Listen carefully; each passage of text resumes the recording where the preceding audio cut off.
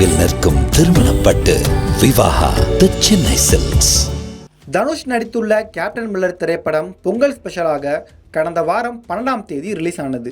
ரசிகர்களிடம் கலவையான விமர்சனங்களை பெற்றுள்ள இந்த படம் பாக்ஸ் ஆஃபீஸில் எதிர்பார்த்த வசூல் கிடைக்கவில்லை என்றே சொல்லப்படுகிறது.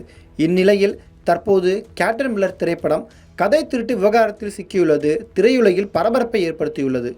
அருண் மாதேஸ்வரன் இயக்கிய இந்த படத்தை சத்யஜோதி ஃபிலிம்ஸ் தயாரித்துள்ளது. தனுஷுடன் பிரியங்கா மோகன், சிவராஜ்குமார், சந்தீப் கிஷன் உள்ளிட்ட பலர் இத்திரைப்படத்தில் இணைந்து நடித்துள்ளனர். இந்நிலையில் கேப்டன் மில்லர் திரைப்படம் தற்போது கதை திருட்டு விவகாரத்தில் சிக்கியுள்ளது. இது குறித்து பிரபல இயக்குனர் கீரா தனது முகநூலில் கண்டனம் தெரிவித்துள்ளார்.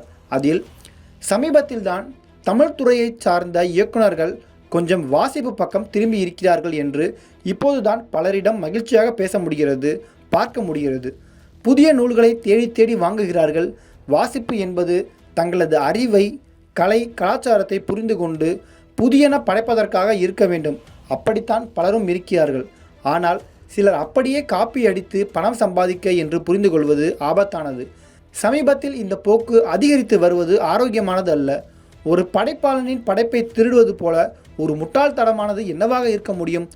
கேப்டன் மில்லர் திரைப்படம் எழுத்தாளர் வேலராமமூர்த்தி எழுதி டிஸ்கவரி வெளியிட்டுள்ள பட்டத்து யானை நாவலின் அப்பட்டமான திருட்டாக இருப்பது மன்னிக்க முடியாத குற்றம். படைப்பாளர்கள் குரல் கொடுக்க வேண்டும் என அவர் பதிவிட்டுள்ளார். வேலராமமூர்த்தி எழுத்தாளராக மட்டுமில்லாமல் பிரபல நடிகராகவும் வலம் வருவது குறிப்பிடத்தக்கது. இந்நிலையில் தனுஷின் கேப்டன் மில்லர் திரைப்படம் வேலராமமூர்த்தியின் நாவலை அடிப்படையாக வைத்து உருவாகியுள்ளது என்ற குற்றச்சாட்டு தற்பொழுது விஸ்வரூபம் எடுத்து வருகிறது.